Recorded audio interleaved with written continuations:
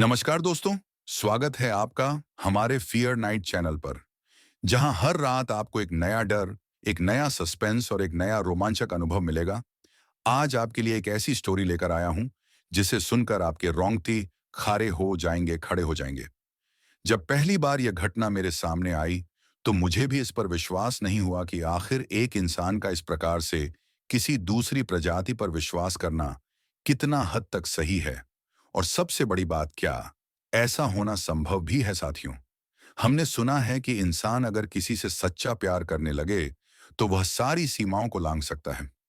हमारी आज की स्टोरी भी ऐसी ही है, जिसमें एक इंसान ने ना सिर्फ एक चुड़ैल से प्यार किया, बल्कि अपने सामने इतनी बुरी सिचुएशन आने के बावजूद उसे निभाया भी। अब देखो, मेरी तो सोचकर ही रूह कांप उठती है कि आखिर एक इंसान एक चुड़ैल के प्रेम में कैसे फंस सकता है। और उससे भी बड़ी बात की, आखिर उस चुड़ैल के जाल में फंसने के बाद, उसकी पूरी सच्चाई जानने के बाद भी वह उसके साथ जुड़ा रहता है। क्या उसे डर नहीं लगा कि वह चुड़ैल कहीं उसका ही नाश कर दे, या उसका कहीं गलत इस्तेमाल कर रही हो? अब मैं यह भी जानता हूं कि आप में से काफी लोगों को तो इस बात पर विश्वास भी नहीं आएगा, शायद ये स्टोरी भी आपको झूठ लगे। तो इसमें कोई बड़ी वाली बात नहीं है कि हमारी काफी स्टोरी पर लोग यही कमेंट करते हैं। अब देखो, आप दुनिया में जानते ही कितना है। आप केवल अपने घर के में ढक बनकर घूमते रहते हैं और कहते हैं कि हम सब कुछ जान गए हैं। अरे भाई, बल्कि सच तो ये है कि हम एक ही जगह पर रहते रहते हैं, पूरी दुनिया को नहीं समझ सकते। हम समझ बैठे हैं कि इस धरती पर केवल इंसानों का राज है, लेकिन ऐसा हो यह जरूरी तो नहीं हो सकता है। कुछ ऐसी ताकतें हों जो अदृश्य रहकर हमारे ही बीच मौजूद हों, या कभी कभी इंसानी रूप में आकर हमारे बीच ही उठते बैठते हों और हमें उसका एहसास भी नहीं होता हो। और वह दूसरी प्रजाति के लोग हम इंसानों के आसपास केवल कुछ क्षण बिताने के लिए या मनोरंजन के लिए आते हों, या फिर कोई इंसान को नुकसान पहुंचाने के लिए भी आ सकते हैं। तो मैं आपको एक ऐसे शख्स की कहानी बताने जा रहा हूं जिसने एक चुड़ैल के साथ अपना प्यार निभाया। तो ये पूरी स्टोरी मुझे उसी शख्स ने शेयर की है जो हम आपके सामने एक स्टोरी के रूप में प्रेजेंट करने वाले हैं। तो जो भी साथी पहली बार आए हैं उनको कहना चाहते हैं कि हम यहाँ पर पैरानॉर्मल एक्टिविटी से जुड़ी हुई बातचीत करते हैं, और एक ऐसी ही फैमिली बनाना चाहते हैं जो इन सब चीज़ों में विश्वास करती है और ऐसी बातें और घटनाओं के बारे में जानना चाहती है। तो अगर आप हमारी फैमिली मेंबर्स नहीं बने हैं तो चैनल को सब्सक्राइब कीजिए और इस फैमिली का हिस्सा बन जाइए। चलिए फिर शुरू करते हैं। विशाल धनबाद की एक कंपनी में काम करता था। उसके परिवार में उसकी 3 बड़ी बहनें और माता पिता थे। विशाल उनका इकलौता लड़का था, इसलिए उसे पूरी छूट मिली हुई थी। लेकिन विशाल काफी समझदार लड़का था और पढ़ाई में बहुत मेहनत करके वह धनबाद की एक कंपनी में बहुत अच्छे पैकेज पर जॉब कर रहा था। विशाल के माता पिता राजस्थान में रहते थे और विशाल यहाँ धनबाद में काम करता था। वह हर महीने 4-5 दिनों की छुट्टी लेकर घर जाता और फिर वापस जाता। विशाल को आने जाने में सुविधा रहे, इसलिए उसने एक गाड़ी ले रखी थी। अब विशाल की उम्र 27 के आसपास होने को आई थी, जिस वजह उसके घर वाले उसके ऊपर शादी के लिए दबाव बना रहे थे। विशाल की मां सुनीता ने आस पड़ोस से काफी सुन रखा था कि आजकल लव मैरिज का चलन है, इसलिए वे भी यही चाहती थी कि उनका बेटा लव मैरिज कर ले। लेकिन विशल की किस्मत में शायद कुछ और ही लिखा था। विशल को यहाँ का करते हुए काफी समय हो गया था, इसीलिए अब उसे कंपनी की तरफ से वर्क फ्रॉम होम मिल गया था। इसलिए अब विशाल अपना सारा सामान बांधकर रक्षाबंधन के आसपास अपने गांव राजस्थान के लिए निकल पड़ा। उसकी गाड़ी अभी हाईवे पर थी और रात का समय था। रात के लगभग 10 बजे होंगे कि उसे अपनी गाड़ी के ठीक सामने एक लड़की दिखाई थी। काली साड़ी में खड़ी वह लड़की अपने हाथों से विशाल को गाड़ी रोकने के लिए इशारा कर रही थी। उस लड़की को देखकर पहले तो विशाल को यही लगा कि कहीं वह कोई चोर लुटेरी ना हो, लेकिन फिर अगले ही पल उसे ख्याल आया कि कहीं अगर यह कोई मुसीबत की मारी लड़की हुई, तो यही सोचकर विशाल ने अपनी गाड़ी उस लड़की के एकदम पास रोकी। गाड़ी रुकते ही विशाल ने अपनी तरफ के खिड़की का कांच नीचे किया और उस लड़की से पूछा कि वह कौन है और इतनी रात को यहाँ क्या कर रही है। अगर उसे कोई मदद चाहिए तो वह कर सकता है। यह सुनकर वह लड़की बोली, मैं असल में अब जा रही थी, लेकिन रास्ते में मेरी बस छूट गई। मैं पैदल पैदल ही आगे तक जा रही हूं ताकि मुझे कोई लिफ्ट मिल जाए। मेरा सारा सामान मेरी बस में ही छूट गया है, जिस वजह से मेरे पास पैसे भी नहीं हैं, जिससे मैं दूसरी बस भी नहीं पकड़ सकती। क्या आप मेरी मदद कर सकते हैं?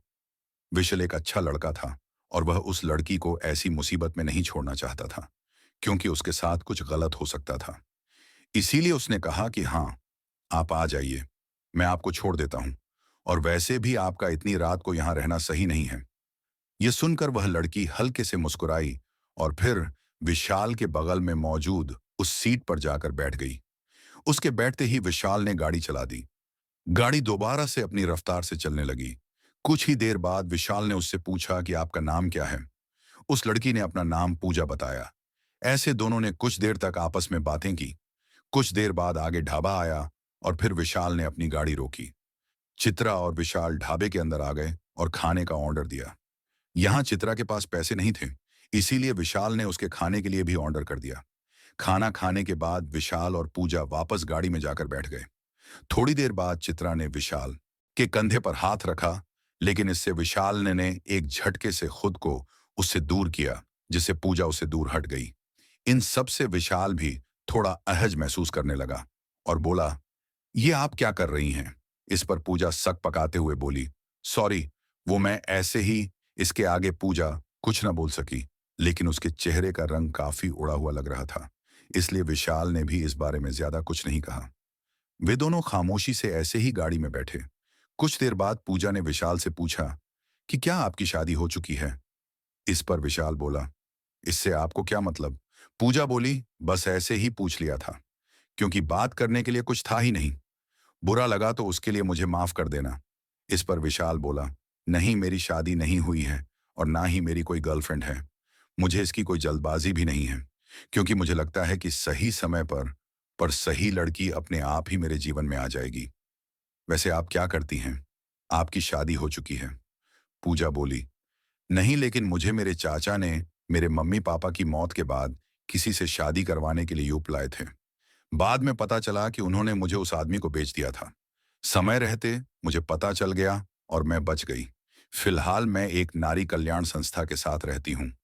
उसके किसी काम से उत्तराखंड गई थी, लेकिन वहां रास्ते में बस छूट गई और मैं यहाँ फंस गई।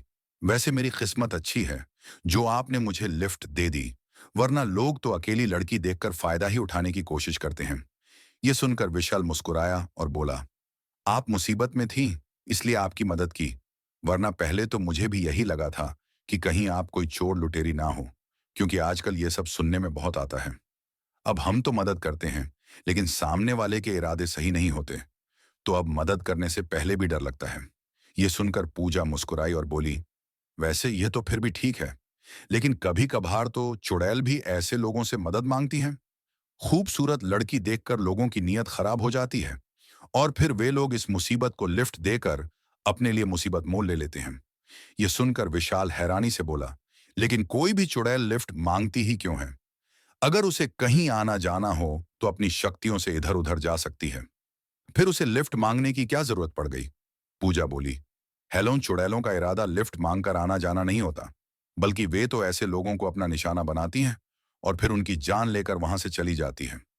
चुड़ैलों को जिंदा रहने के लिए आम इंसानों की जैविक ऊर्जा की जरूरत होती है, और आपने सुना होगा कि हाईवे पर एक्सीडेंट हो गए, इनमें से बहुत से एक्सीडेंट चुड़ैल करवाती है। यह सुनकर विशाल मुस्कुराते हुए बोला, कहानी अच्छी है, लेकिन मैं इन सब में नहीं मानता। मेरा मानना है कि अगर तुम्हारा मन मजबूत हो तो ये सब चीज तुम्हारे ऊपर इतनी जल्दी हावी नहीं हो सकती, और फिर मैंने तो आज तक किसी भी चुड़ैल को नहीं देखा। इस पर पूजा कुछ न बोल सकी, लेकिन उसके चेहरे पर एक अजीब सी मुस्कान आ गई थी। गाड़ी में दोबारा शांति पसर चुकी थी। कुछ ही देर बाद गाड़ी के सामने रखा उसका मोबाइल बजने लगा। विशाल ने फोन उठाया। वह फोन उसकी माँ का था और औपचारिक बातचीत के बाद उसने फोन रख दिया। लेकिन जैसे ही वह मोबाइल रखने लगा तो उसकी नजर पूजा पर पड़ी, जो कि उसे ही देखे जा रही थी। विशाल से नजरें टकराते ही पूजा ने अपनी नजरें घुमा ली और फिर थोड़ी देर बाद वह बोली, मैंने आप जैसा इंसान आज तक नहीं देखा। मैं इतनी देर से यहां बैठी हूं, लेकिन आपने मुझे नजर उठाकर तक नहीं देखा। तब विशाल बोला, लेकिन आप मुझे जरूर कब से देख रही हैं? क्या मेरे मुंह पर कुछ लगा है? यह सुनकर पूजा शर्माते हुए बोली, नहीं, लेकिन मुझे आप बहुत पसंद आए। सच में आप जैसा हर मर्द हो तो किसी को खतरा ना हो।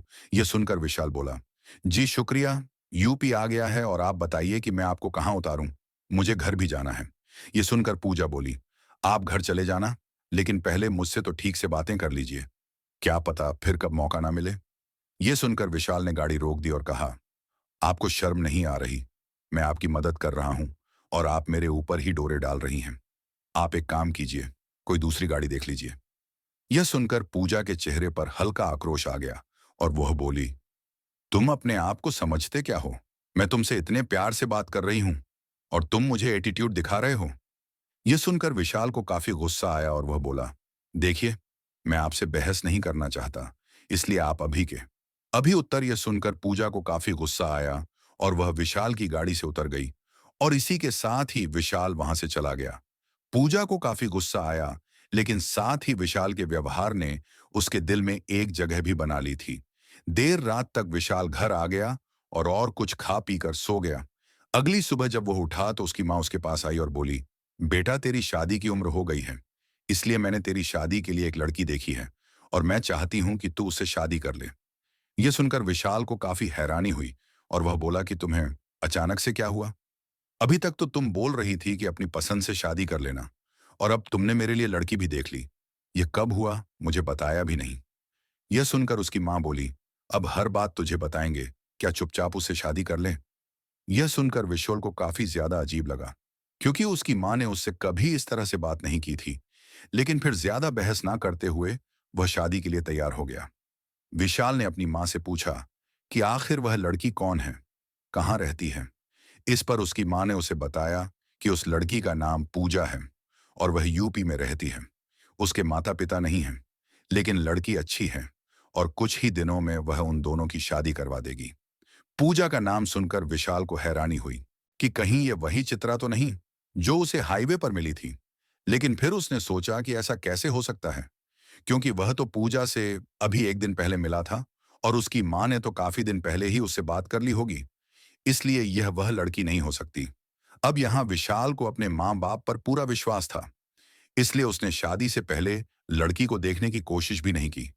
उसने सब कुछ अपनी माँ पर छोड़ दिया कि उसकी माँ उसके लिए कुछ कर रही है तो उससे तो ज्यादा बेहतर ही लड़की देखेगी, और उसने सब कुछ भगवान भरोसे छोड़ दिया और यह निश्चय किया कि मैं उसको देखूंगा तो शादी के मंडप में ही देखूंगा। खैर, रक्षाबंधन के बाद कुछ ही दिनों में विशाल की शादी करवा दी गई। जब शादी के मंडप में विशाल ने पूजा को देखा तो उसके होश ही उड़ गए, क्योंकि यह वही पूजा थी जो उसे हाईवे पर मिली थी। पूजा विशाल से शादी करके घर आ गई और शादी की रात ही विशाल ने चित्रा से माफी मांगी। उसने कहा, मुझे माफ कर दीजिए, मुझे आपको उस दिन ऐसे छोड़कर नहीं आना चाहिए था, लेकिन मैं आपकी बातों से असहज हो गया था, इसीलिए ऐसा किया। पूजा बोली, कोई बात नहीं, लेकिन मुझे खुशी है कि आपके जैसा इंसान मेरा जीवन साथी है। इन सब के बाद पूजा और विशाल साथ में खुशी खुशी रहने लगे। लेकिन यहाँ पर विशाल के साथ एक चीज अजीब हुई, और वह यह कि विशाल की माँ, जो कि एक धार्मिक प्रवृत्ति की औरत थी, उन्होंने अचानक से पूजा पाठ बिल्कुल बंद कर दिया था। जहाँ की विशाल की माँ सुनीता दिन में 2 बार पूजा पाठ किया करती थी, अब वह घर के पूजा के मंदिर को झांकती भी नहीं थी। विशाल को यह बात अजीब तो लगी, लेकिन उसने ज्यादा कुछ नहीं कहा, क्योंकि यह अब उनकी मर्जी थी। खैर, विशाल लैपटॉप पर अपना काम करता और पूजा घर के काम करती। इन्हीं सब के दौरान एक रात जब विहाल सो रहा था तो अचानक से उसकी आंखें खुली तो उसने पाया कि पूजा उसके पास नहीं थी। यह देखकर विशाल पूजा को ढूंढते हुए बाहर आया, लेकिन उसे पूजा पूरे घर में कहीं नहीं मिली। यह सब देखकर विशाल काफी ज्यादा घबरा गया कि उसकी पत्नी आखिर रात में कहाँ छाली गई। उसने अपने घर वालों को इस बारे में बताने का सोचा, इसलिए वह सीधे अपने माता पिता के कमरे में गया। लेकिन वहां उसने जो देखा, उसे देखकर उसके रोंगटे खड़े हो गए, क्योंकि उसने देखा कि बिस्तर पर उसके पिता लेटे हुए थे और उनकी कलाई पूजा के मुंह में थी। इस दौरान उसकी माँ बड़े ध्यान से यह सब देख रही थी। यह देखकर विशाल काफी ज्यादा घबरा गया, लेकिन वह अपने पिता को बचाना चाहता था, इसलिए उसने दरवाजे के पीछे मौजूद डंडा उठाया और पूजा के ऊपर वार करने की कोशिश की, लेकिन तभी पूजा ने उसका हाथ पकड़ लिया। इस दौरान पूजा ने उसके पिता की कलाई छोड़ दी और अब वह भयानक ढंग से मुस्कुराते हुए विशाल को ही देख रही थी। पूजा का चेहरा अभी सामान्य ना होकर भयानक लग रहा था। उसकी भयानक चमकती पीली आंखें और चेहरे पर बहसी मुस्कान किसी को भी डरा सकती थी। अगले ही पल पूजा ने विशाल के चेहरे पर फूंक मारी और फिर वो वहीं बेहोश हो गया। जब विशाल की आंखें खुली तो उसने खुद को बिस्तर पर पाया। वह हैरानी से आसपास देखते हुए उठा। ठीक इसी दौरान पूजा अपने गीले बाल तौलिए में लपेटे वहां आई और बोली, अरे आप आज जल्दी उठ गए। यह सुनकर विशाल हैरानी से उसे घूरने लगा। उसे समझ नहीं आ रहा था कि आखिर कल रात को उसने जो देखा वह सच था या सपना। इन सब का पता लगाने के लिए विशाल ने उससे पूछा कि कल रात को वो कहाँ गई थी। तब पूजा ने साफ साफ बोल दिया कि वह तो यहीं सो रही थी। पूजा बिल्कुल सामान्य ही लग रही थी। उसके हाव भाव और बातों से ऐसा बिल्कुल लग नहीं रहा था कि कोई गड़बड़ हुई होगी। इसलिए उसने भी इस बारे में ज्यादा बहस नहीं की। नहा धोकर विशाल नाश्ता करने लगा, लेकिन ठीक इसी दौरान उसके पिता वहां आए। इस दौरान उसने उसके पिता के हाथों में एक घाव देखा और हैरानी की बात यह थी कि यह घाव उसी हाथ पर था जिस हाथ में कल रात को उसने पूजा को काटते हुए देखा था। विशाल को इसमें कुछ गड़बड़ लगी, लेकिन तभी चित्रा उसके लिए चाय ले आई। विशाल नहीं चाहता था कि पूजा को पता चले कि उसे उसके ऊपर शक हो गया है, इसलिए वह सामान्य ही बना रहा। लेकिन अब उसने सोच लिया था कि पूजा के ऊपर नजर रखनी पड़ेगी। विशाल ने ध्यान दिया कि पूजा उसके माता पिता की बहुत सेवा करती है और सारे काम बहुत अच्छे से करती है, और रसोई में तो पूजा के अलावा कोई जाता ही नहीं था। यह सब देखकर विशाल को लगा कि वह खामखा पूजा पर शक कर रहा है। खैर, दोपहर को काम खत्म करके पूजा उसके पास आई और उसके कंधे पर सिर रखकर बोली, हमारी शादी को कितने दिन हो गए हैं और आप मुझे कहीं घुमाने नहीं लेकर गए। चलिए ना, हम घूम कर आते हैं। यह सुनकर विशाल ने हामी भर दी और फिर ट्रेन की टिकट कटवा ली। वे दोनों शिमला की हसीन वाद में घूमे और कुछ दिन बाद वापस आ गए। यहां जैसे ही विशाल और पूजा वापस आए, सुनीता जी उस समय पूजा कर रही थी। उन दोनों के आते ही सुनीता जी ने दोनों को प्रसाद दिया। यहां विशाल ने तो प्रसाद ले लिया, लेकिन पूजा ने लेने से मना कर दिया। यह बोलकर कि वह नहाकर ही प्रसाद लेगी। यह बोलकर पूजा कमरे में आ गई। वहीं सुनीता जी बैठकर उसके साथ बातें करने लगी। यहां विशाल ने ध्यान दिया कि जहां जाने से पहले शांति जी सिर्फ काम की ही बात बोल रही थी, वहीं अब एकदम हंसी मजाक करते हुए बात कर रही थी।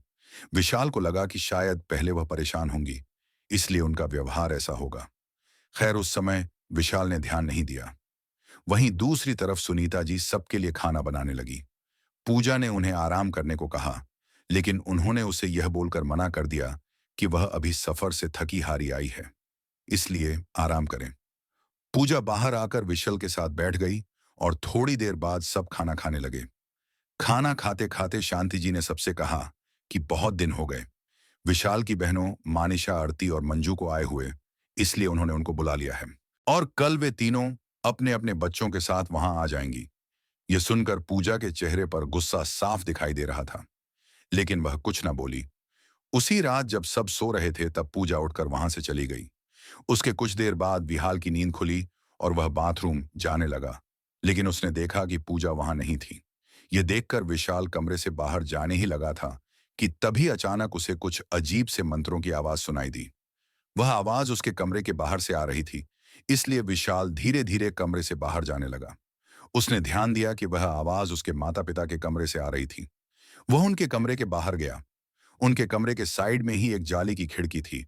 विशाल ने उस जाली की खिड़की में से झांका तो हैरान रह गया, क्योंकि कमरे में जमीन पर उसकी मां शांति बाल खोलकर बैठी थी और पूजा कुछ अजीब से मंत्र बोलते हुए उसके सिर पर हाथ फेर रही थी। कुछ देर बाद पूजा रोकी और बोली, अब तुम दोबारा से मेरे वश में हो, इसलिए कल के कल ही तुम अपनी तीनों बेटियों को यहां आने से मना कर दोगी। इस पर सुनीता जी ने हाँ में अपनी गर्दन हिलाई। यह देखकर पूजा के चेहरे पर एक मुस्कान तैर गई और वह बोली, शाबाश। यह सब देखकर विशाल वहां से वापस अपने कमरे में आ गया। अब उसे यकीन हो गया था कि पूजा काला जादू करती है, लेकिन उसे समझ नहीं आ रहा था कि आखिर वह ऐसा क्यों कर रही है। विशाल आंखें बंद करके लेटकर यही सोच रहा था। इसी दौरान पूजा वापस कमरे में आई और आकर विशाल का हाथ पकड़कर सो गई। एक पल के लिए तो उसे लगा कि कहीं वह उसका हाथ पकड़कर कुछ कर ना दे, लेकिन उसने ऐसा कुछ नहीं किया। अगले दिन सुनीता जी ने अपनी बेटियों को फोन करके आने से मना कर दिया। पहले तो उन तीनों ने कारण पूछा, क्योंकि अभी कुछ दिन पहले तो वह खुद उन्हें बुला रही थी, फिर अभी सडन क्या हो गया। यह सुनकर सुनीता ने उन्हें डांट कर फोन रख दिया कि अपना घर संभालो और यहां आने की जरूरत नहीं है।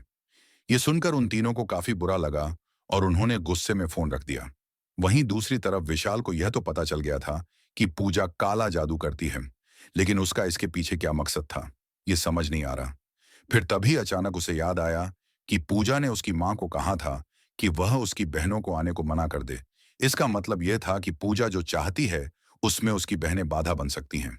इसलिए उसने एक चाल चली। वह घर से निकल गया और फिर अगले दिन दोपहर के समय अपनी बहन मंजू को लेकर घर आया। उसे देखकर पूजा को काफी हैरानी हुई। अब इससे पहले कि कोई कुछ बोलता विशल बोला, मैं मंजू दीदी को ले आया। बहुत दिन हो गए थे, पहले की तरह ऐसे साथ रहे। क्यों, मैंने सही किया ना?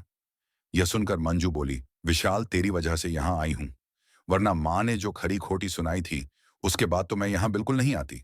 विशाल बोला, अरे दीदी, तुम भी ना, क्या मां की बात को लेकर बैठ गई? बड़ी है वह हमारी, अगर उन्होंने कुछ बोल भी दिया तो क्या हो गया? अब छोड़ो इस बात को और यहां बैठो। इसके बाद विशाल मंजू और उसके दोनों बच्चों को लेकर बैठ गया। वहीं पूजा मन ही मन कुटते हुए उन सब की मेहमानबाजी में लग गई। कुछ देर बाद सुनीता जी मंजू के पास आई और बोली, आ तो गई हो, लेकिन वापस कब जाओगी? मेरा मतलब है कि तुम्हारे साथ ससुर भी बूढ़े होंगे, उन्हें परेशानी होगी, इसलिए कल परसों में निकल जाना। यह सुनकर को पता चल चुका था कि यह बोल तो उसकी मां रही हैं, लेकिन शब्द पूजा के हैं। इसलिए वह बोला, अरे मां, दीदी की जेठानी है तो वह संभाल लेंगी, लेकिन दीदी को तो मैं महीने से पहले जाने नहीं दूंगा। मैंने इनके सास ससुर को बोल दिया है। यह सुनकर सुनीता कुछ ना बोल सकी और वहीं बैठकर दोनों भाई बहनों की बात सुनने लगी। कुछ देर बाद पूजा चाय नाश्ता लेकर वहां आई और सबको परोसने लगी। तभी दीपा पूजा से बोली, भाभी आप सच में बहुत सुंदर हो। मैंने कभी इतनी सुंदर लड़की नहीं देखी। विशल के तो भाग्य ही खुल गए। यह सुनकर वहीं पास में बैठा उसका 10 साल का बेटा बोला, मामी कहीं आप चुड़ैल तो नहीं हो? क्योंकि दादी एक बार बोल रही थी कि चुड़ैल बहुत सुंदर होती हैं। यह सुनकर मंजू ने हल्के से उसे छपत लगाई और कहा, बकवास बंद कर, तुझे इतनी अच्छी मामी चुड़ैल लगती है, जा जाकर अपना काम कर। यह सुनकर उसके दोनों बेटे विशाल को अपने साथ खिलाने ले गए। पूरे दिन विशाल या तो काम में लगा रहा या फिर अपने भांजों के साथ खेलता रहा। इस वजह से पूजा उससे बात नहीं कर पा रही थी। वह बस अपनी ननद की खातिरदारी में लगी रही। रात के समय भी दोनों भांजे विशाल के साथ ही सो गए। यह देखकर पूजा को काफी गुस्सा आ रहा था, लेकिन वह कुछ न बोली। अगले दिन सुनीता जी ने दोबारा से मंजू को जाने को कहा, लेकिन विशाल ने साफ साफ मना कर दिया। इसी दौरान रात के समय सुनीता जी ने दोनों बच्चों को अपने साथ सुला लिया। वहीं पूजा और विशाल दोबारा से अकेले थे। इसी दौरान पूजा बोली, आपका बच्चों के साथ काफी मन लगा रहता है, इसलिए क्यों ना हम भी बच्चे की प्लानिंग करें। वैसे भी अब हमें भी माता पिता बनना चाहिए, कब तक दूसरों के बच्चे खिलाते रहेंगे? तब विशाल बोला, देखो पूजा, हर चीज अपने समय के साथ हो तो अच्छा है, इसलिए तुम इस बारे में बिल्कुल चिंता ना करो। यह बोलकर विशाल तो सो गया, लेकिन अब पूजा को काफी ज्यादा गुस्सा आ रहा था। वह कैसे भी करके अपनी ननद मांजू को यहां से निकालना चाहती थी और वह ऐसे तो जाने से रही। इसलिए उसने सोचा कि क्यों ना उसे डरा धमकाकर भेजा जाए। उसी रात विशाल के सोने के बाद पूजा कमरे से बाहर आई और मंजू के कमरे की ओर बढ़ गई। कमरे में मंजू आराम से सो रही थी। इसी दौरान पूजा ने अपना भयानक रूप धरा। उसका चेहरा लंबा और सफेद हो गया था। आंखें भयानक पीली हो गई थीं। हाथों पैरों की उंगलियां लंबी और पतली हो गई थीं और उसमें मौजूद धारदार लंबे नाखून उसको बहुत ही ज्यादा भयानक बना रहे थे। पूजा ने सोई हुई मंजू को एक जोरदार थप्पड़ मार के जगाया। थप्पड़ पड़ते ही मंजू बौखलाकर उठ गई और जैसे उसने सामने देखा तो उसकी सांसें मानो थस ही गई। अपने सामने मौजूद उस भयानक महिला को देखकर मंजू की चीख निकलने वाली थी, लेकिन तभी पूजा ने अपना भयानक हाथ दीपा के मुंह पर रखा और बोली, मेरा तुझे नुकसान पहुंचाने का कोई इरादा नहीं है, लेकिन तू कल यहां से चली जा। अगर तू मुझे यहां दिखी तो फिर मैं तेरे साथ वह करूंगी जो तू सोच भी नहीं सकती। बोलकर पूजा वहां से काला धुआं बनकर गायब हो गई। उसके गायब होते ही दीपा चिल्लाते हुए अपने कमरे से बाहर आई। अब तक पूजा वापस कमरे में आ चुकी थी और मांजू के चिल्लाने की आवाज सुनकर विशाल और पूजा दोनों ही उसके पास जाने लगे। मांजू घबराई हुई सी घर के आंगन में बैठी थी। सारे लोग उसके पास आए और उससे पूछा कि आखिर क्या हुआ, वह ऐसे चीखी क्यों? तब मांजू ने उन्हें अपने साथ घटी सारी बात बताई। यहां सब लोगों ने उसे समझाया कि हो सकता है कि उसने सपना देखा हो, लेकिन विशाल को समझ गया था कि यह सिर्फ एक सपना नहीं हो सकता। हो ना हो, यह सपना पूजा ने ही उसे दिखाया होगा ताकि वह डर के भाग जाए। इसलिए वह बोला, दीदी तुम डरो मत, अब से हम सभी ही एक साथ आंगन में सोएंगे, फिर तुम्हें डर नहीं लगेगा। मंजू विशाल की बात मानना नहीं चाहती थी। वह जल्दी जल्दी यहां से निकलना चाहती थी, लेकिन फिर तभी जब विशाल ने कहा कि क्या वह मुसीबत में हम सभी को यहां अकेले छोड़कर चली जाएगी, इस बात ने मंजू को वहां पर रहने को मजबूर कर दिया। अब वह सारा परिवार आंगन में ही सोने लगे। इन सब से पूजा को काफी गुस्सा आ रहा था, लेकिन वह फिर भी शांत ही बनी रही। अगला दिन आया और दोपहर के समय विशाल की दोनों बहनें आरती और मानिशा भी वहां आ गईं। वे दोनों ही अपने अपने बच्चों और अपने सामान के साथ वहां आई हुई थीं। उन सबको देखकर कोई कुछ बोलता उससे पहले ही विशाल बोला, मैंने ने बाकी दोनों को भी बुला लिया। मैंने सोचा कि बहुत दिनों बाद पूरा परिवार एक साथ रहे। क्यों, मैंने सही किया ना? इस पर कोई कुछ ना बोल सका, लेकिन पूजा को इन सब से काफी गुस्सा आ रहा था। उसकी तीनों नंदे घर के काम में उसका हाथ तो बटा, लेकिन पूजा अब विशाल के साथ बिल्कुल बैठ नहीं पा रही थी। उसके चेहरे पर एक तरह का तनाव साफ देखा जा सकता था। उसे यूं देखकर विशाल उसके पास आया और बोला, बहुत दिनों से देख रहा हूं कि तुम कुछ परेशान लग रही हो। क्या बात है? तुम्हारी तबीयत सही नहीं है क्या? तब पूजा ने ना मैं अपनी गर्दन हिला दी, लेकिन फिर वह बोली, हमारी शादी को कुछ ही समय हुआ है। ऐसे में मेरे मन में भी अरमान थे कि मैं आपके साथ समय बिताऊं। पहले तो काम खत्म होने के बाद फिर भी हम बातें करते थे, आपस में एक दूसरे को जानते समझते थे, लेकिन अब तो आप बिल्कुल मुझसे बात नहीं करते। ऐसा नहीं है कि मुझे दीदी का आना पसंद नहीं, लेकिन अभी तो हमारा एक दूसरे को जानने समझने का समय है ना। लेकिन आप तो हमेशा सबसे घिरे रहते हैं, तो मुझे थोड़ा अकेलापन लगता है। यह सुनकर विशाल ने उसका हाथ पकड़ा और कहा, मुझे माफ कर दो पूजा, मैंने इस तरह से कभी सोचा ही नहीं, लेकिन मैं अब से तुम्हें समय देने की पूरी कोशिश करूंगा। और तुम्हें अगर कुछ तकलीफ हो या मेरी कोई बात गलत लगे तो तुम मुझे बताना। इस पर पूजा ने मुस्कुराते हुए हाँ कर दी। विशाल पूजा का अच्छे से ख्याल रखता था, उसे समय समय पर घुमाने भी ले जाता था। इन्हीं सब के दौरान एक रोज जब विशाल सोकर उठा तो पाया कि उसकी बहन मंजू परेशान सी अपने पिता से कुछ बात कर रही थी। उसे देखकर विशाल ने उससे पूछा कि क्या हुआ, आप इतनी परेशान क्यों हो? तब मंजू ने उसे बताया कि उसके बड़े बेटे की तबीयत कुछ खराब हो गई है और अब उसे डॉक्टर के पास लेकर जाना है। इस पर विशाल बोला कि वह उसे लेकर जाएगा और फिर उसके बाद वे दोनों उसे अस्पताल ले जाने लगे। इसी दौरान जब उसने अपने भांजे को गोद में लिया तो उसे उसकी कलाई पर वैसा ही निशान दिखाई दिया जो उस दिन उसने अपने पिता की कलाई पर देखा था।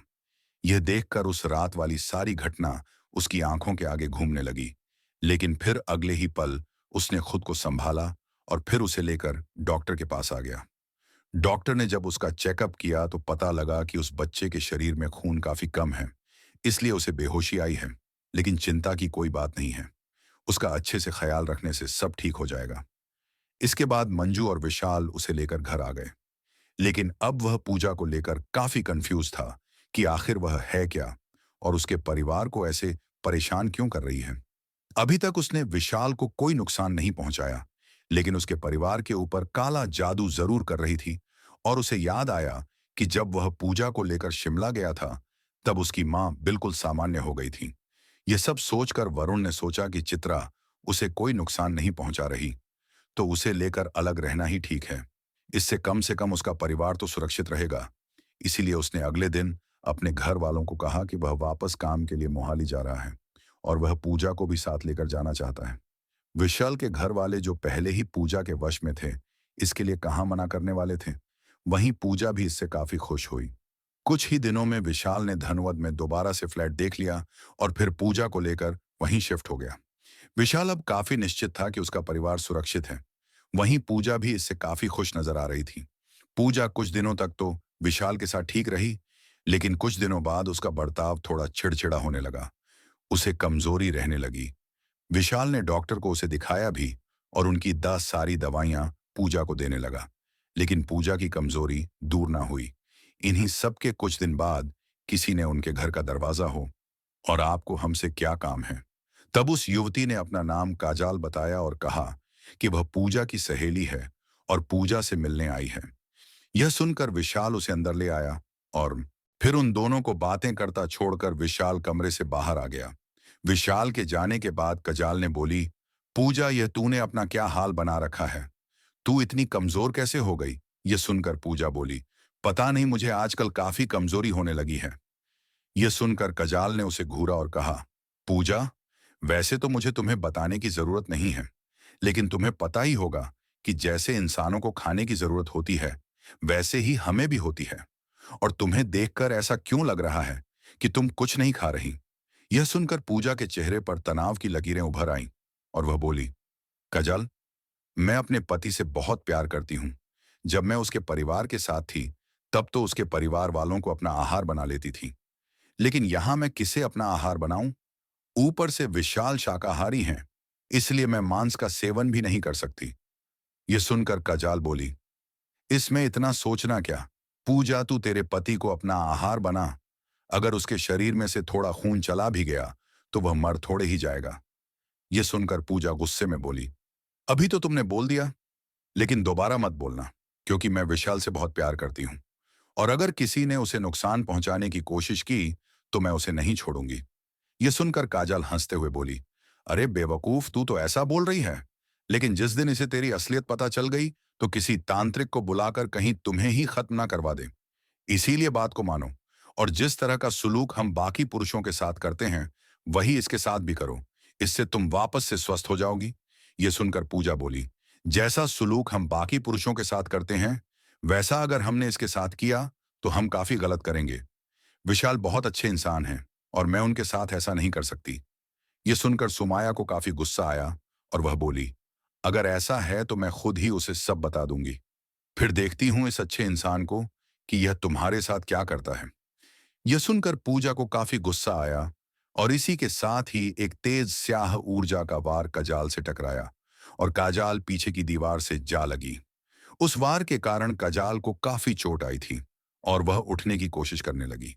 इसी दौरान पूजा उसके एकदम पास आई और बोली, अगर तुमने ऐसा किया तो याद रखना, मैं तुम्हें जिंदा नहीं छोड़ूंगी। यह सुनकर कजाल बोली, मरना है तो मरो, मैं तो जा रही। यहां से बोलकर कजाल वहां से चली गई। उसके जाने के बाद विशाल कमरे में आया और पूजा से बोला, आखिर यह थी कौन और इतने गुस्से में क्यों गई? तब पूजा ने बोल दिया कि वह उसे वापस काम पर चलने को बोल रही थी, लेकिन उसकी तबीयत सही नहीं है, इसीलिए वह नहीं जा सकती। इसके बाद विशाल कुछ समय खामोश रहा। फिर वह बोला, पूजा, मैंने तुम्हारी और उस लड़की की बात सुन ली थी। यह सुनकर पूजा काफी घबरा गई। वहीं विशाल बोला, पूजा, शांत हो जाओ। देखो, मुझे नहीं पता कि तुम कौन हो और क्या हो, लेकिन तुम मेरी पत्नी हो, और मैं इससे ज्यादा और कुछ जानना नहीं चाहता। लेकिन मैं चाहता हूं कि तुम पूरी तरह से ठीक हो जाओ, इसलिए तुम मुझे बताओ कि तुम्हें क्या चाहिए, मैं वह तुम्हें ला दूंगा। यह सुनकर पूजा रोने लगी और बोली, मुझे माफ कर दो विशाल, मैं तुम्हें परेशान नहीं करना चाहती थी, लेकिन मैं यह भूल ही गई थी कि मुझे भी जिंदा रहने के लिए ऊर्जा की जरूरत हो सकती है। यह सुनकर विशाल ने उसके कंधे पर हाथ रखा और कहा, अब यह सब भूल जाओ और मुझे बताओ कि तुम्हें स्वस्थ होने के लिए क्या चाहिए। जब तुम मेरे लिए इतना एडजस्ट कर रही हो, तो थोड़ा तो मैं भी कर सकता हूं, क्योंकि तुम मेरी जीवन साथी जो हो। इसके बाद पूजा ने हाँ में अपनी गर्दन हिलाई और फिर उसे अपनी सारी खुराक बताई। विशल खुद जाकर उसके लिए मांस बगैर लेकर आता। वे दोनों अच्छे से साथ में रहने लगे। विशाल पूजा का ख्याल रखता और पूजा विशाल का। इन्हीं सब के दौरान कजाल एक बार दोबारा पूजा से मिलने आई और बोली, देखो पूजा, मुझे नहीं पता कि तुम्हारे जीवन में क्या चल रहा है और क्या नहीं, लेकिन समूह की मुखिया शलाका तुम्हारे इस कृत्य से काफी नाराज है और वह तुमसे इस बारे में बात करना चाहती है। इस पर विशाल ने पूजा को जाकर उनसे बात करने को कहा और उसके बाद पूजा और कजाल वहां से चली गई।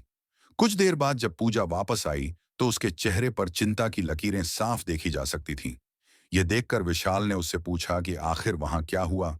तब पूजा बोली, हमारी मुखिया मेरे तुम्हारे साथ आने के फैसले से खुश नहीं है, इसलिए उन्होंने मुझे चेतावनी दी है कि अगर मैं तुम्हें छोड़कर वापस नहीं आई, तो वह तुम्हें छोड़े नहीं, इसलिए मैंने फैसला किया है कि मैं तुमसे दूर हो जाऊंगी। यह सुनकर विशल हैरानी से बोला, लेकिन उन्हें हमसे क्या समस्या है? हम तो उनके किसी काम में टांग नहीं अड़ा रहे, ना ही उनके बारे में किसी को बताया। तब पूजा बोली, हम इंसान नहीं हैं, विशल, हमारे बीच में एक बहुत बड़ी दीवार है। यहाँ इंसान अगर अपने से दूसरी जाति की लड़की से शादी कर ले, तो ही उसे कितनी समस्याएं देखने को मिलती हैं। लेकिन यहाँ तो हमारी प्रजातियां ही अलग हैं। मैं तुम्हें कोई नुकसान नहीं होने देना चाहती, विशाल, इसलिए तुमसे दूर ही हो जाऊं। यही अच्छा है, तब विशाल बोला। मुझे एक मौका और दो, पूजा। मैं तुम्हें इन सब से बहुत दूर ले जाऊंगा, पूजा बोली। लेकिन फिर भी कुछ नहीं होगा विशाल। वो मेरी ऊर्जा को भांप कर मुझ तक पहुंच ही जाएंगे, इसलिए हम अलग ही हो जाएं। तो अच्छा है, विशाल बोला। लेकिन वह तुम्हारी ऊर्जा को तभी भांपे जब तुम अपनी शक्तियों का इस्तेमाल करोगी। तुम अपनी शक्तियों का इस्तेमाल मत करना, बाकी मैं देख लूंगा। अब तक तुम मेरे लिए करती आई हो, आज मुझे एक मौका दो प्लीज। पूजा विशाल से बहुत प्यार करती थी, इसीलिए उसने इसके लिए हाँ कर दी। और फिर उसी दिन विशाल पूजा को लेकर धानवद से निकल गया। विशाल पूजा को लेकर पहले अपने गांव गया, फिर वहां अपनी गाड़ी खड़ी कर पूजा को लेकर बेंगलोर आ गया। विशाल ने घर पर बताया कि उसका काम बेंगलोर में शिफ्ट हो गया है। घर वालों ने इस बारे में कुछ नहीं कहा। वहीं दूसरी तरफ अब विशाल और पूजा बेंगलोर आकर अच्छे से रहने लगे। विशाल पूजा के लिए मांस वगैरह घर पर ही ले आता, जिससे पूजा को कोई कमजोरी भी नहीं लग रही थी। और इसी के साथ ही पूजा बिल्कुल सामान्य इंसानों की तरह ही विशाल के साथ रहने लगी। पूजा के साथ ही पूजा को ढूंढ नहीं पा रहे थे, जिस वजह से पूजा और विशाल आराम से रह रहे थे। इसी तरह से लगभग 6 महीने बीत गए। बोलते हैं ना कि भगवान की मर्जी के आगे किसी की नहीं चलती। यही विशल और पूजा के साथ भी हुआ। एक रोज़ विशल और पूजा छुट्टी वाले दिन कहीं घूमने गए थे, और विहल ने एक गाड़ी रेंट पर ले रखी थी। वे दोनों गाड़ी में शहर के हल्के बाहर आ गए थे, जहाँ पर गाड़ियाँ नहीं चल रही थीं। इसी के साथ ही वहाँ थोड़ा जंगल भी था। वे दोनों बातें करते हुए जा रहे थे कि अचानक सामने से एक तेज़ रफ्तार ट्रक आया। विशाल ने पहले तो उसे नहीं देखा, लेकिन फिर आखिरकार उसने गाड़ी को साइड किया। यह सब इतना जल्दी हुआ कि विशल गाड़ी पर अपना कंट्रोल लगभग खो ही चुका था। उनकी गाड़ी सड़क किनारे मौजूद उस मोटे पेड़ से टकराने वाली थी। ये सब देखकर पूजा काफ़ी ज़्यादा घबरा चुकी थी। उसे पता था कि इन सब से उसे तो कुछ नहीं होगा, लेकिन विशल की जान को खतरा हो सकता है, इसलिए उसने मंत्रोच्चारण करना शुरू किया। इसी के साथ ही उनकी गाड़ी एकदम से रुक गई। अब उनकी गाड़ी में एकदम सन्नाटा था। कुछ देर बाद विशाल लगभग कांपते हुए बोला, पूजा, ये तुमने क्या किया? पूजा की आंखों में आंसू थे और वह बोली, मुझे तुमसे दूर रहना मंजूर है, लेकिन तुम बस सुरक्षित रहो। अब वर्ण इससे पहले कि कुछ बोलता, उनकी गाड़ी के चारों ओर काले धुएं से मानव कृतियां उभरने लगीं। कुछ ही देर में उन आकृतियों ने खूबसूरत लड़कियों का वेश धर लिया, और इसी के साथ ही एक लड़की चेहरे पर सपाट भाव लिए पूजा के दरवाजे की ओर आई, और उसने एक ही झटके से गाड़ी का दरवाज़ा उखाड़ फेंका। विशाल को पता था कि यह लोग पूजा को लेने यहाँ आई हैं, इसलिए उसने घबराते हुए पूजा का हाथ पकड़ लिया। अगले ही वो लड़की पूजा के पास आई और उसकी गर्दन दबोच हुए बोली, पूजा, मैंने तुम्हें बहुत समझाया कि तुम इस मामूली इंसान को छोड़कर वापस हमारे समूह में शामिल हो जाओ, लेकिन तुम नहीं मानी। इसलिए अब आगे जो होगा उसकी जिम्मेदार तुम खुद होगी। बोलकर उसने पूजा को गर्दन से पकड़कर गाड़ी से बाहर खींच लिया। ये देखकर विशाल भी घबराते हुए बाहर आया और बोला, देखिए जी, इन सब में पूजा की कोई गलती नहीं थी। मैं भी उससे दूर नहीं रहना चाहता था, इसलिए मैंने यह सब किया। प्लीज़ इन सब की सज़ा उसे नहीं बल्कि मुझे दीजिए। यह सुनकर उस लड़की को काफ़ी गुस्सा आया, और फिर अगले ही पल उसने अपने दूसरे हाथ से विशाल की भी गर्दन दबोच ली और कहा, सारे फसाद की जड़ तू ही है, इसलिए तुझे ही ख़त्म करो। पता नहीं तूने पूजा के ऊपर क्या जादू किया है, जो वह तेरे लिए हमसे विद्रोह तक करने को तैयार है। अगर मैंने तुम दोनों को ऐसे ही छोड़ दिया, तो आगे मेरे समूह के बाकी सदस्य भी इसी तरह से हमारे नियम तोड़ेंगे। इसलिए तुम दोनों को सज़ा देना ज़रूरी है पूजा। तू इसके लिए हमारे खिलाफ गई थी ना, इसलिए अब मैं इसे तेरे ही सामने मारूंगी। फिर तुझे पता चलेगा कि मेरी बात ना मानने का क्या अंजाम होता है। यह सब सुनकर पूजा काफ़ी ज़्यादा घबरा गई। वह विशाल को कैसे भी करके बचाना चाहती थी, इसलिए उसने अपनी सारी ताकत इकट्ठा करके उस लड़की के सीने पर एक लात चढ़ी, जिससे उसकी पकड़ पूजा और विशाल पर ढीली पड़ गई। अब इससे पहले कि वह दोबारा संभल, पूजा ने तेजी से मंत्रोच्चारण करना शुरू कर दिया, और इसी के साथ ही पूजा और विशाल धुएं में बदलकर वहां से गायब हो गए। कुछ ही देर में पूजा और विशाल जंगल के उस घने हिस्से में खड़े थे, जहां आसपास ना ही इंसान था और ना ही जानवर। यह सब देखकर वह विशाल कुछ बोलता। उससे पहले ही पूजा बोली, विशाल, यह लोग हमें नहीं छोड़ें, इसलिए तुम यहाँ से अपनी जान बचाओ। यह सुनकर विशाल बोला, और तुम्हें ऐसे ही इनके पास मरने के लिए छोड़ दूं? बिल्कुल नहीं। तुम चुड़ैल होगी, लेकिन उससे पहले मेरी पत्नी हो, और मैं अपनी पत्नी को मरने के लिए छोड़कर नहीं जाने वाला। अगर तुम्हें बचाते बचाते मैं मारा भी गया तो भी मुझे कोई गम नहीं। कम से कम मैं अपनी पथ की रक्षा करते हुए मरूंगा। यह सुनकर पूजा की आंखों में आंसू आ गए और वह विशल के गले लगते हुए रोते हुए बोली, काश मैं इंसान होती विशल, मुझे माफ कर दो।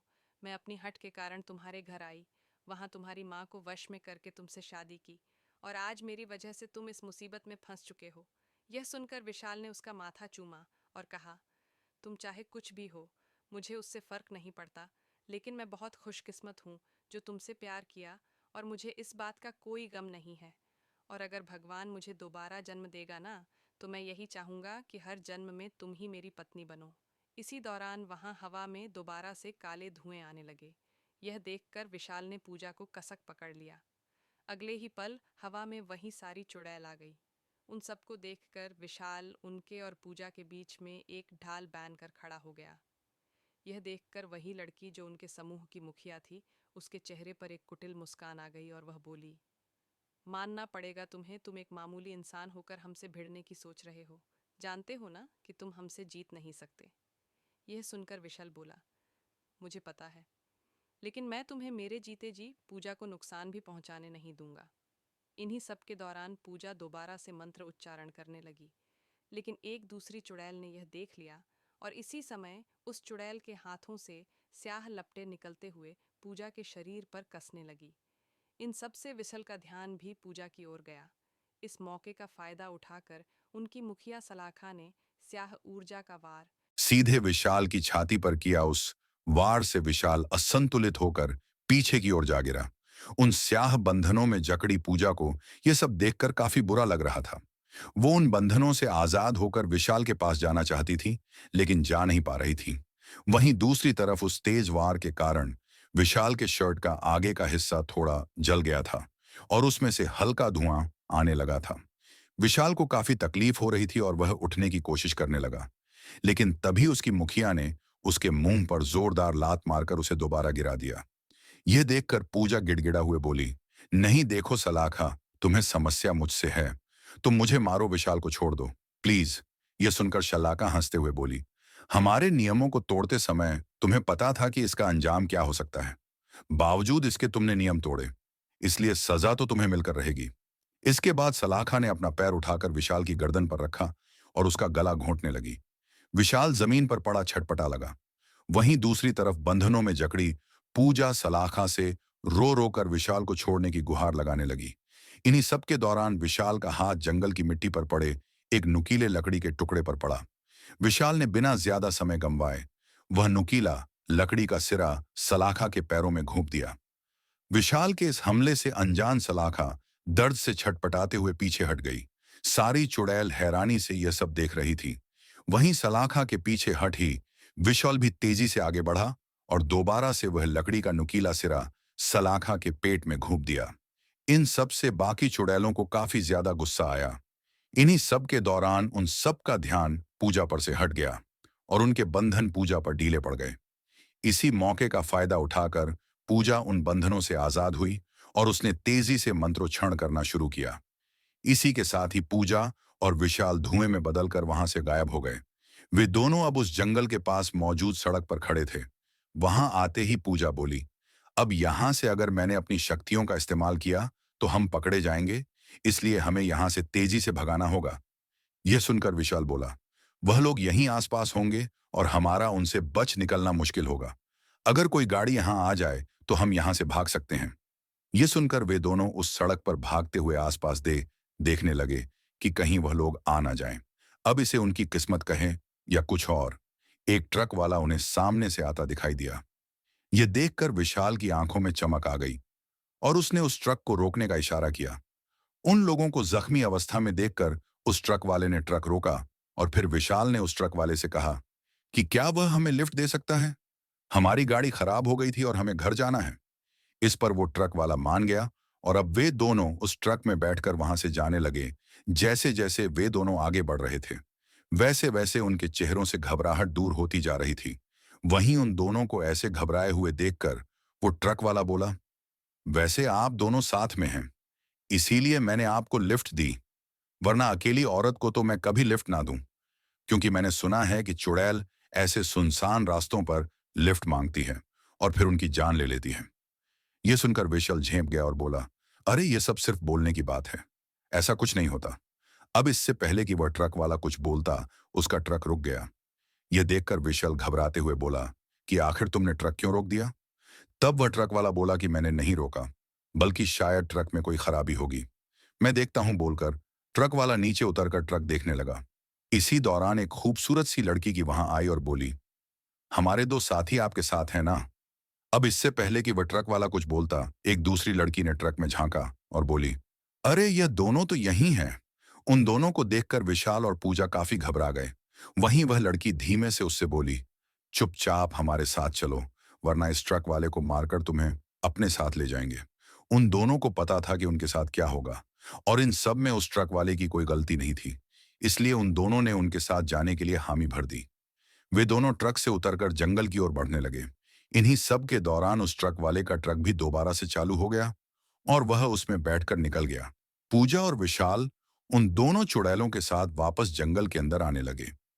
कुछ ही देर में वे सारे बाकी चुड़ैलों के सामने थे। सबके बीचों बीच एक पत्थर के टीले पर घायल सलाखा बैठी हुई थी। इस दौरान उसके चेहरे पर आक्रोश साफ देखा जा सकता था।